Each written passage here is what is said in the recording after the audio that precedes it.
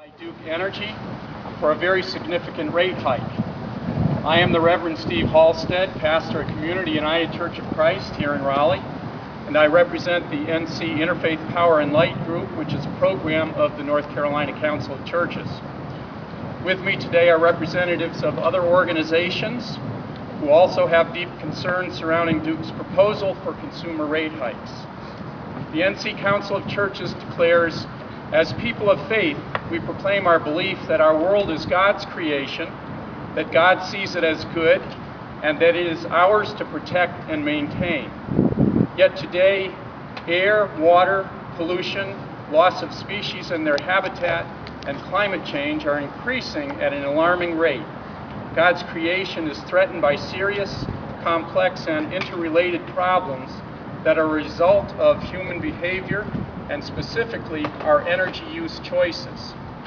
We are deeply concerned that Duke's proposed NC rate hikes and the direction of their energy policy has invested too little in cleaner, safer, healthier, and renewable, sustainable sources of energy like solar, wind, geothermal, and hydroelectric technologies.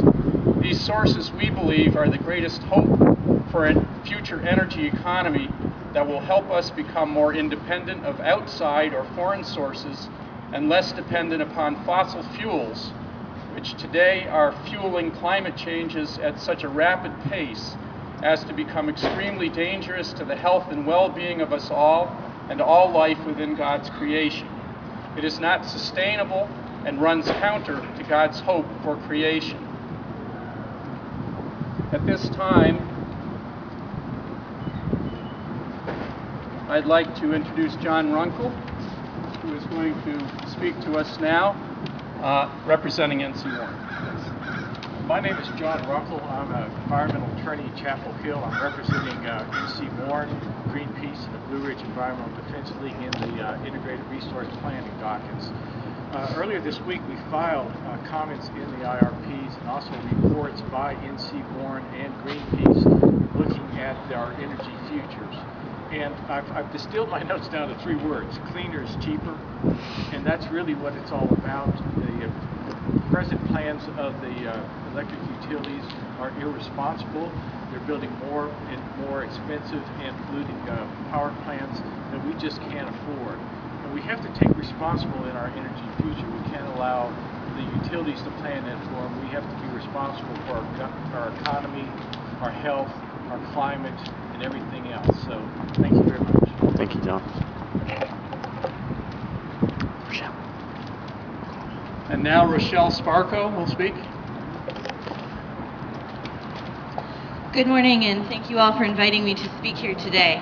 I work with the North Carolina Justice Center, a nonprofit whose mission is to build opportunity and prosperity for all. As we move forward to plan our next 2 decades of energy policy, it is crucially important that we consider the needs of North Carolina's low-income working families. Each year, about 250,000 North Carolina homes are cut off from their utility services. This is a devastating outcome in the best of times. During a cold winter or a hot summer, the consequences can be life-threatening. If we are serious about doing right by our working families, we have to consider utility rates. Rising costs can wreak havoc on a family budget. And the issue of utility costs is of special importance for working families today. This is a uniquely dangerous time for low-income people in North Carolina. We continue to have unemployment numbers cresting 9% statewide, rates that are much higher in certain areas. This year, state lawmakers also plan to cut benefits for jobless workers and to reject a Medicaid expansion that would help low-income families. Even in a good economy, hundreds of thousands of people face disconnection of their utilities due to poverty. In a tough economy, where 1.7 million North Carolinians live in poverty, the problem is both more widespread and has greater impact. Imagine the city of Raleigh going dark. Imagine that suddenly 415,000 people in our state's capital were without heat and light. The same thing is happening in our communities every year, where a population greater than the city of Raleigh is forced to go without these basic necessities. If we plan wisely, we can create a sustainable energy future over the next 20 years. I believe that with judicious planning, we can pave the way to a North Carolina where Raleigh never has to go dark. But if we fail, the consequences will be severe, and they will fall heaviest on those least able to bear them. Our next speaker this morning is Debra Tyler Horton. Good morning. Good morning. My name is Debra Tyler Horton, and I'm the Associate State Director for AARP North Carolina. AARP North Carolina represents over 1 million members here in North Carolina. This morning, I'm standing with AARP volunteers and our members.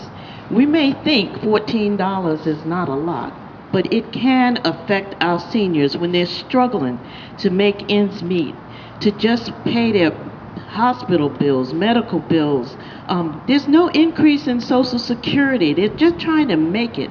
So this morning I have with me a witness, a woman who is an AARP member, and she has a testimony to say why this affects her and so many of the seniors that she knows. I have with me Miss Margaret Tonin. Thank you, Deborah. I'm speaking on behalf of the 1 out of every 4 North Carolinians caring for a family member or friend over the age of 50 who would be disproportionately impacted by the serial rate hikes which would come with Duke Energy's long-range plan. For the past 13 years, I have been sole caregiver for my mother, who turned 99 last November and who has advanced Alzheimer's disease. She lives with me. My appearance before the Utilities Commission this Monday will be my 8th night out in the past 10 years. My mother attends adult daycare, which allowed me to work until February 2010, when I lost my job 3 months before I turned 65. We live on love, which stretches easily from month to month, and on Social Security, which doesn't. In addition to lighting and the normal warming and cooling of ambient air, which has to be set higher for the ill, disabled, and elderly, caregivers use electricity to power electric beds, air beds, lift chairs, heating pads, electric blankets, and enough hot water in which to dunk the entire Duke Energy Board of Directors. When I saw Jim Rogers' smiling face on the cover of the January issue of Business North Carolina, sporting a shiner on his right eye, I wondered if perhaps he had encountered a caregiver struggling to pay for expensive nutritional drinks, incontinence products, bandaging, prescriptions, groceries, a mortgage with an intransigent bank, and a utility bill he wants to hike. Caregivers are responsible people with high standards for love. In North Carolina alone, we provide care worth nearly $12 million for free. Many of us walk a high wire without a net in the crosswinds of prolonged recession, long-term unemployment, age discrimination, failing health, anticipatory grief, and short-sighted government and corporate policies. Serial rate hikes and the legislature's proposed ending or lowering of state income tax, if passed, virtually ensure that many of us will fall. Item 7 in the North Carolina Utility Commission's mission statement reads, "Encourage and promote harmony between utility companies and their customers." Approval of this plan would belie that intention. We who sacrifice nearly everything, upholding one of our society's cherished values, care of our own, cannot afford to help this multi-billion-dollar corporation pursue its pet projects. Perception is reality. To us, this long-range plan with its soaring rate hikes is perceived as extortion. It must not pass. Thank you. Our next speaker is Stella Adams.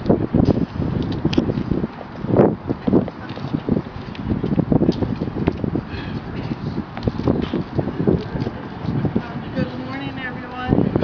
My name is Stella Adams, and I'm the housing chair for the North Carolina NAACP.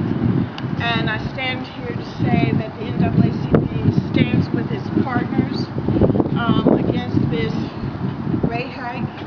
We are seriously concerned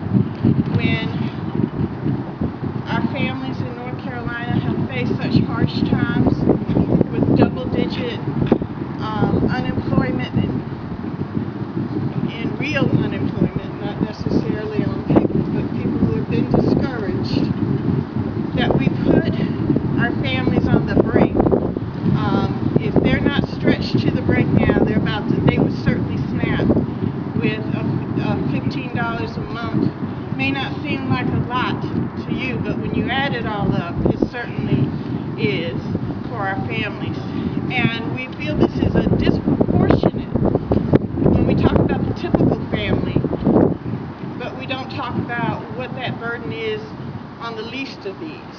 And the NAACP is asking that the public utilities look into what is the disaggregated data about the impact this rate hike would have on households 80% and below the median family income. So that's what we're asking them to do. We also believe it is unfair and unjust for the families of North Carolina to face a 14% increase while the big corporations face only a 9% increase.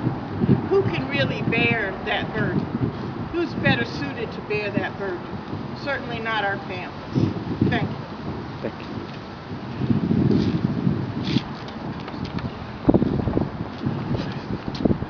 you. In conclusion, we believe that Duke Energy has not adequately invested their resources in the sustainable, renewable energy resources that our people of moral, ethical, and religious conviction are asking for. And yet they want us to pay excessive upfront rates for their continued over-reliance on fossil fuels, especially coal. Coal that we should be weaning ourselves from and replacing it with less CO2 polluting and climate change altering energy resources. Our hope is in having public utilities that guide us towards a brighter future through a sound local energy economy or green economy that fully promotes energy conservation, energy efficiency, and renewable, sustainable sources of energy to power our homes, our businesses, and our industry. We feel that Duke's energy policy does not go far enough in accomplishing these goals and does not warrant these excessively high rate hikes that we, the public, should not be called to bear, and especially the low-income and fixed-income citizens who will struggle to decide between choosing for food or medicine to do without as they try and budget for increased energy costs.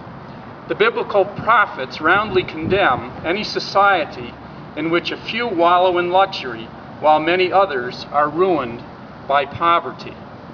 We encourage people to come out Monday night at 7 p.m. here in Raleigh to testify at the Utilities Commission hearing, and then another hearing on February 28th in Charlotte.